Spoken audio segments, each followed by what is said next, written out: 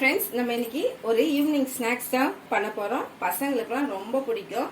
கண்டிப்பாக ஃப்ரை மோதகம் செய்ய போகிறோம். அதுக்கு தேவையான பொருட்கள் எடுத்து வச்சிருக்கேன். செம்ம டேஸ்டாக இருக்கும். நம்ம செய்கிறத பொறுத்து ஒரு வாரம் வச்சு சாப்பிட்லாமா, 3 நாள் வச்சு சாப்பிட்லாமா, நம்ம செய்கிற பதம் தான். நல்லா நெய்யில் தேங்காவை நல்லா ஃப்ரை பண்ணணும். அப்போ தான் நம்மளுக்கு சீக்கிரத்தில் கெட்டு போகாது. வெளியிலேயே நீங்களும் ஒரு கண்ணாடி பாட்டிலில் இல்லைன்னா ஒரு சில்வர் தூக்கில் கவரில் போட்டு வச்சிங்கன்னா நல்ல மொறுமொறுன்னு இருக்கும், டேஸ்டாகவும் இருக்கும். இப்போ அது எப்படி செய்யறதுன்னு பார்க்கலாம். அதுக்கு முன்னாடி தேவையான பொருட்கள் பார்த்துடலாம். பொரிக்கிறதுக்கு எண்ணெய் எடுத்து வச்சுருக்கேன். 1 கப்பு கோதுமை மாவு, 1 கப்பு மைதா, ஒரு 150 கிராம் வெல்லம், தேவையான நெய், ஒரு 5 ஏலக்காவை நுணுக்கி வச்சுருக்கேன். இந்த அரை மூடி தேங்காய் துருவி வச்சுருக்கேன். ஃபஸ்ட்டு நம்ம மாவை ரெடி பண்ணிக்கலாம். இப்போ அகலமான பாத்திரம் எடுத்திருக்கேன். அதில் 1 கப் மைதா. இதுலேயே உங்களுக்கு நிறைய வரும், அதனால் பார்த்து போட்டுக்கோங்க. கோதுமை மாவு 1 கப்பு, கொஞ்சமாக உப்பு போட்டு நல்லா திட்டமாக நம்ம தண்ணி ஊற்றி சப்பாத்தி மாவு பதத்தில் நம்ம பிணைஞ்சி எடுக்கணும். உப்பு போடும் போது கொஞ்சம் டேஸ்ட் உங்களுக்கு நல்லாயிருக்கும், அதுக்காக தான். வெளி மாவு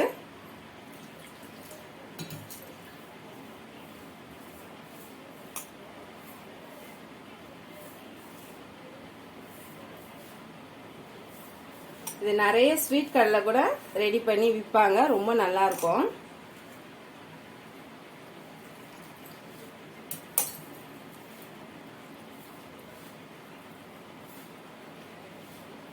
மாவுக்கு அளவெல்லாம் கிடையாது. நீங்கள் வீட்டில் நீங்கள் எப்படி சப்பாத்தி மாவு பிணைவீங்களோ அந்த மாரி பிணைஞ்சி எடுத்துக்கோங்க. ரொம்ப ஹார்டாகவும் இருக்கக்கூடாது, ரொம்ப ஸ்மூத்தாகவும் இருக்கக்கூடாது. ஏன்னா நம்ம திரட்டிட்டு ரெடி பண்ணுவோம், அதனால திட்டமாக மாவு ரெடி பண்ணி எடுத்துக்கோங்க.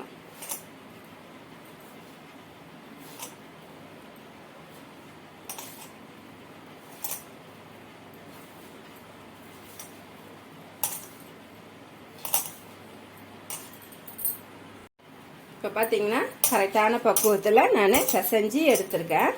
பாருங்க, கொஞ்சம் கூட நம்மளுக்கு ஒட்டலை. நம்ம இதை கொஞ்சம் ஒரு 10 நிமிஷம் பிசைஞ்சு வச்சுட்டு நம்ம பூர்ணம் ரெடி பண்ணும் போது நல்லா நம்மளுக்கு ஒரு ஸ்மூத்தாக கிடைக்கும், நல்ல மொறுமொறுப்பு கிடைக்கும். வெறும் மைதால கூட நம்ம செய்யலாம். அது நம்ம சாப்பிடும் போது நல்லா மொறுமொறுன்னு நல்லா சாஃப்டா இருக்கும். ஆறின பிறகு உங்களுக்கு கொஞ்சம் ஹார்டா இருக்க மாதிரி இருக்கும். அதனால தான் நான் கோதுமை மாவு சேர்த்துருக்கேன். இது ரெண்டும் சேர்த்து செய்யும் போது டேஸ்டும் நல்லா இருக்கும், உங்களுக்கு சாப்பிட்றதுக்கு நல்லா மெதுவாகவும் இருக்கும், மொறுமொறுன்னு இருக்கும். அதுக்காக தான் நம்ம வெறும் கோதுமை மாவுலையும் செய்யலாம், வெறும் மைதாலையும் செய்யலாம், நம்ம விருப்பம்தான். நல்லா எண்ணெய் போட்டு நல்லா ஒரு மசாஜ் கொடுத்துக்கோங்க. எண்ணெய் போட்டு நீங்கள் மசாஜ் கொடுக்கும் போது நல்ல மொறுமொறுன்னு இருக்கும், நல்ல ஒரு ஷைனிங்கு இருக்கும். அதுக்காக தான்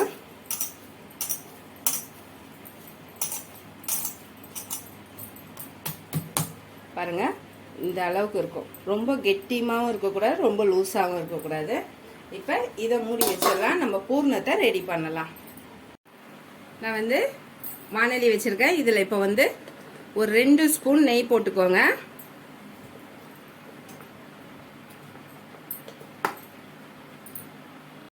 இப்போ நான் 2லேருந்து 4 ஸ்பூன் நெய் போட்டிருக்கேன். நெய்லேயே நீங்கள் ஃப்ரை பண்ணி எடுக்கும் போது ரொம்ப டேஸ்ட் நல்லாயிருக்கும். ஒரு வாரத்துக்கு கூட நீங்கள் வெளியவே வச்சு சாப்பிட்லாம்.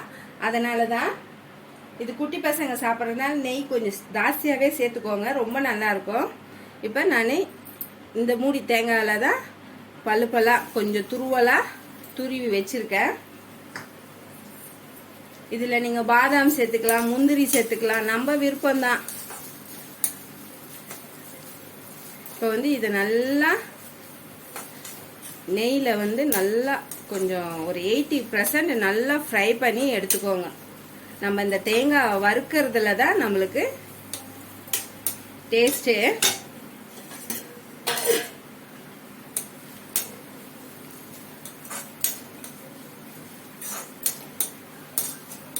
எங்கள் வீட்டில் நெய் ரொம்ப பிடிக்கும், அதனால் நான் கொஞ்சம் சேர்த்துருக்கேன்.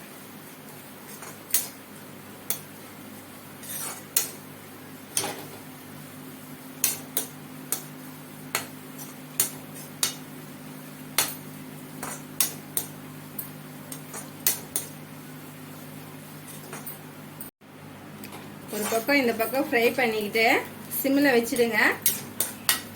பாருங்க, இந்த அளவுக்கு ஆயிடுச்சு. இப்போ நம்ம ஆஃப் பண்ணியே விட்டுடலாம், ஏன்னா அந்த நெய்லேயே வந்து உங்களுக்கு இன்னும் நல்லா ஃப்ரை ஆகிடும். இந்த பாருங்க, அதனால நான் இப்போ ஆஃப் பண்ணிட்டேன்.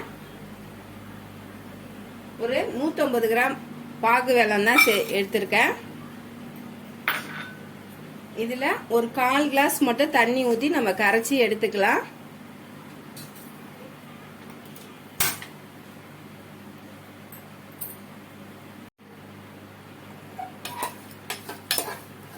கல் மண் இருந்தால் நீங்கள் இந்த கரைச்ச ஒன்று நீங்கள் என்ன பண்ணுங்க, வடிகட்டிக்கோங்க.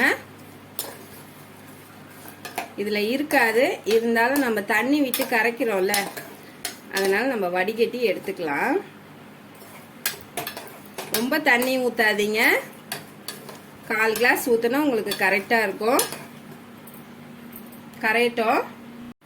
இப்போ பாருங்கள், நம்மளுக்கு நல்லா கரைஞ்சிருச்சு வெல்லம். ஆஃப் பண்ணிடலாம்.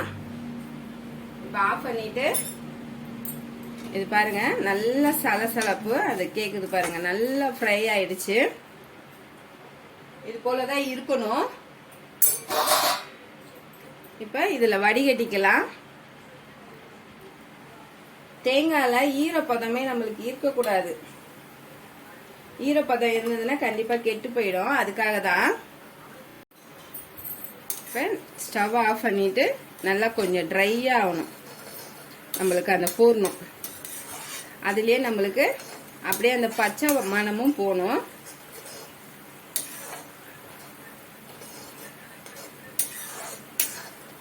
அடி எப்பயுமே வந்து இந்த வெள்ளம்லாம் நம்ம காய்ச்சணும்னா கொஞ்சம் அடி கனமானதில் ரெடி பண்ணீங்கன்னு வச்சுக்கோங்க, டக்குன்னு தீயாது, நல்லா வரும் உங்களுக்கு பதமாக. நம்ம ரெடி பண்ணுற பொருள் எப்பயுமே ரொம்ப நல்லா வரும். இப்போ பக்கத்துலேயே இருந்து ஒரு 5லேருந்து ஒரு 10 நிமிஷம் நல்லா ட்ரை பண்ணிக்கோங்க.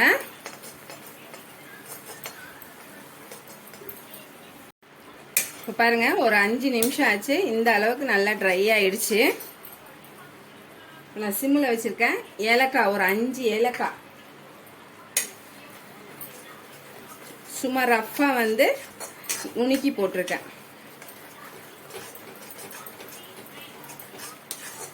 இதுக்கப்புறம் நீங்க வந்து சிம்ல தான் வச்சு மிக்ஸ் பண்ணிக்கணும்.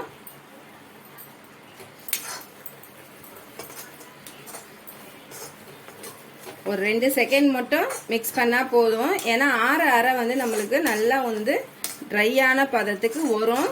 இருந்தாலும் நல்லா ஒரு 5 நிமிஷத்துக்கு, 5லேருந்து ஒரு 2 நிமிஷத்துக்கு மிக்ஸ் பண்ணி எடுத்துக்கோங்க.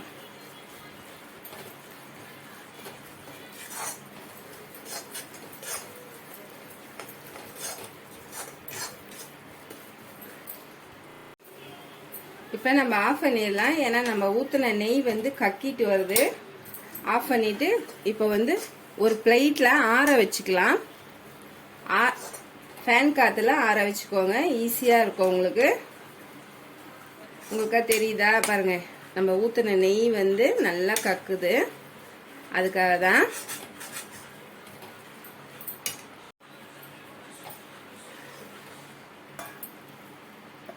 நம்ம பிளேட்ல எடுத்து ஆற வைக்கும் போது சீக்கிரமா நம்மளுக்கு கொஞ்சம் ஆறிடும், அதுக்காக தான்.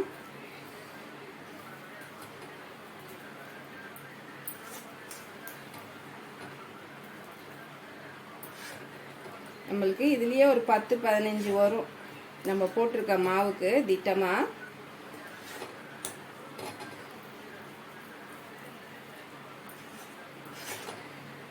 இப்போ இது ஒரு பக்கம் ஆறட்டும்.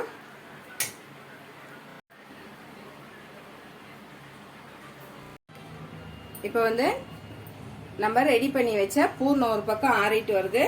இப்போ பாருங்க, ஆற ஆற இந்த இதில் வந்துடும். இப்போ நம்ம எண்ணெயில் பொரிக்கும் போது நல்லா கொஞ்சம் ஜூஸியாக இருக்கும் சாப்பிடும் போது. இப்போ சூடாக சாப்பிடும் போது ஜூஸியாக இருக்கும். அதுக்கப்புறம் கரெக்டான இனிப்பில் கரெக்டாக உங்களுக்கு வந்துடும். இப்போ இது ஒரு பக்கம் இருக்கட்டும். நம்ம மாவு ரெடி பண்ணி வச்சுருந்தோம் பாருங்க, கீழே நான் சுத்தம் பண்ணி வச்சுருக்கேன் மேடை. அதை கொஞ்சம் மசாஜ் கொடுத்துக்கோங்க. மசாஜ் கொடுத்துட்டு நம்ம ஒரு 4 உருண்டையா எடுத்துக்கலாம். இப்ப இதை மூடி வச்சிடலாம்.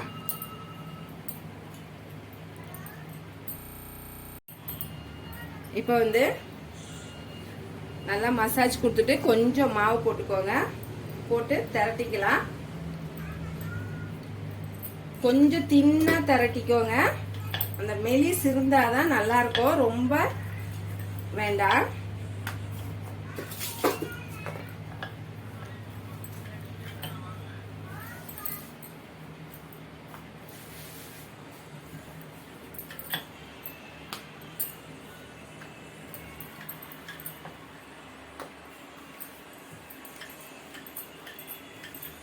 நம்ம மைதா போட்டிருக்கனால நல்லா உங்களுக்கு மாவு வந்து இழுவ கொடுக்கும். நம்ம எந்த பக்கம் திரட்டினாலும் உங்களுக்கு நல்லா உங்களுக்கு வரும். கொஞ்சமா மாவு போட்டு போட்டு திரட்டிக்கோங்க. அப்பதான் நல்லா மெலிசா வரும்.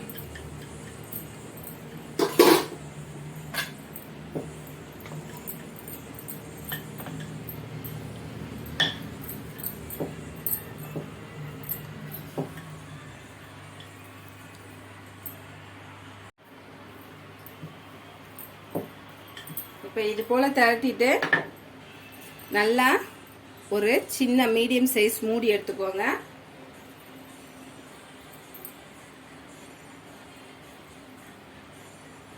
இது போல கட் பண்ணி எடுத்துக்கோங்க.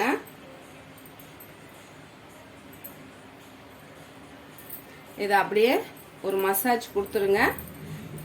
ஏன்னா நம்ம உடனே இதை எடுத்துடணும். எப்பயுமே இந்த வேஸ்ட் ஆகுது பாருங்க, அதை மசாஜ் கொடுத்து உடனே நம்ம ரெடி பண்ணிடணும். அப்பதான் வந்து நல்லா வரும் நம்மளுக்கு. அதுக்காக தான் இப்ப இத அப்படியே பிளேட்ல எடுத்துக்கலாம்.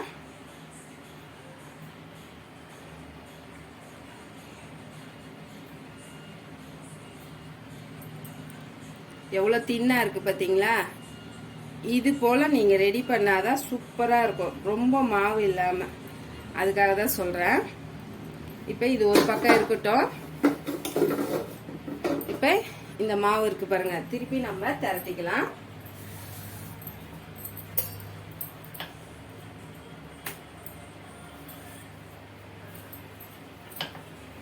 இந்த மாவை நீங்க அப்படியே நீங்க வச்சுட்டு லாஸ்ட்ல பண்ணலாம்னு சொல்லிட்டு வச்சீங்கன்னு வச்சுக்கோங்க, மாவு வந்து ஹார்ட் ஆயிடும், நம்மளுக்கு செய்யறதுக்கு சரியா வராது. அதனால எப்பயுமே சரி, நம்ம இது போல செய்யும் போது கட் பண்ணி எடுக்கும் போது அந்த வேஸ்ட் ஆனதை அடுத்தது நம்ம செஞ்சிடணும். அப்பதான் நம்மளுக்கு கரெக்டா வரும்.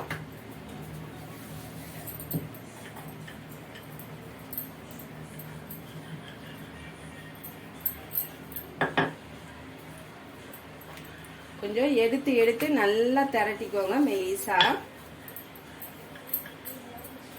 அப்பதான் நம்மளுக்கு மாவு வந்து நிறைய இல்லாத மாரி இருக்கும், சாப்பிட்றதுக்கு நல்லா இருக்கும், பூர்ணம் அதிகமா இருக்கிற மாரி இருக்கும். நான் அதுக்காக தான் சொல்றேன்.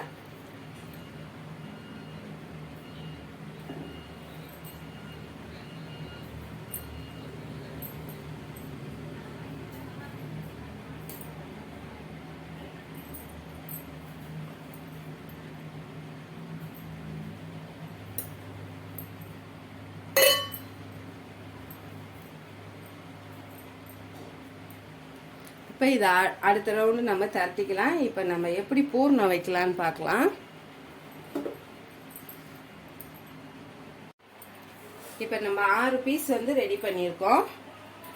எவ்வளோ மெலிசாக இருக்குது பாருங்கள். இது போல் ரெடி பண்ணிட்டு இதுக்கு தகுந்த பூர்ணத்தை நீங்கள் கையிலேயே கூட வச்சுக்கலாம். ஏன்னா நெய் இருக்கிறதுனால ஈஸியாக வரும்.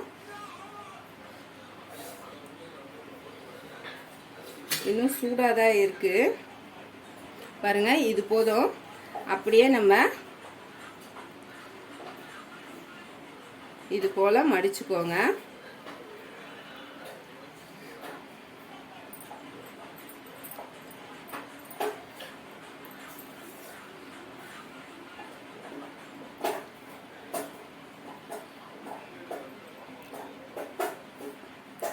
அவ்வளோதான். கொஞ்சம் கூட உங்களுக்கு வெளியும் வராது. இதே போல் இன்னொன்று நம்ம ரெடி பண்ணிக்கலாம்.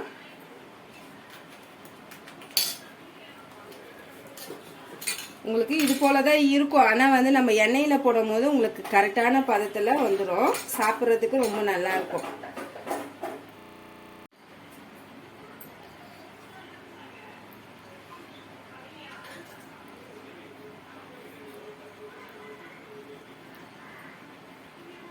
இந்த மாரி மடிச்சிங்கன்னா பார்க்கவும் உங்களுக்கு நல்லா இருக்கும். அதுக்காக தான்.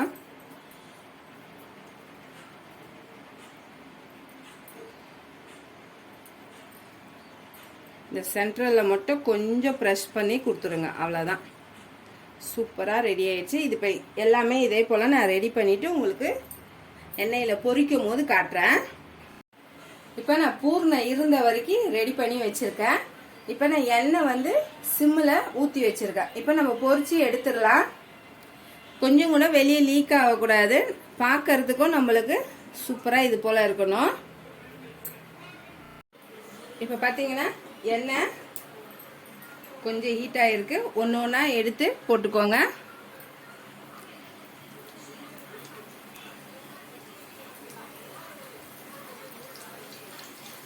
நான் கொஞ்சமாக தான் ஊற்றிருக்கேன்.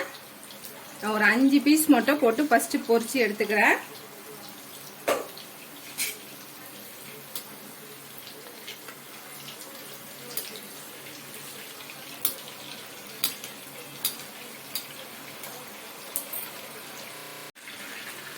இப்போ ஒரு 2 செகண்ட் ஆனவுடனே அப்படியே மெதுவாக திருப்பி திருப்பி விட்டுக்கோங்க.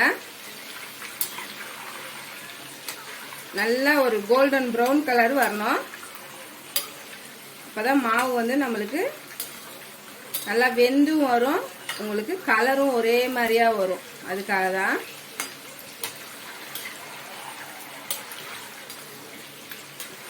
நல்லா இதமான சூட்டில் வச்சு பொரிச்சு எடுங்க. உங்களுக்கு கரெக்டாக வரும்.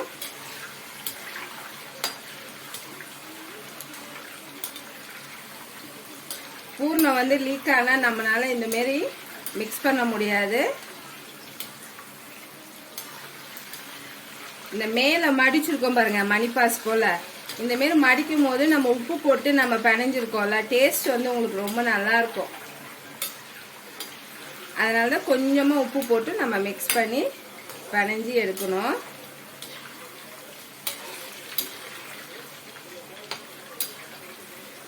இப்போ பாருங்க, கலர் வந்து திட்டமாக வந்துருச்சு. இப்போ இது ஒரு பிளேட்டில் எடுத்துக்கலாம். நான் இருக்கிறதும் இதே போல் பொரிச்சிட்டு உங்களுக்கு மொத்தமாக வச்சு காட்டுறேன். சூப்பராக நம்ம ஃப்ரை மோதகம் செஞ்சோம். நல்லா வந்திருக்கு. கண்டிப்பாக நீங்களும் ட்ரை பண்ணிவிட்டு கமெண்ட் பண்ணுங்கள். இந்த வீடியோவை முழுசாக பாருங்கள், லைக் கொடுங்க. ஃபேஸ்புக்லேயும் இன்ஸ்டாகிராம்லேயும் ஃபாலோ பண்ண மறந்துடாதீங்க.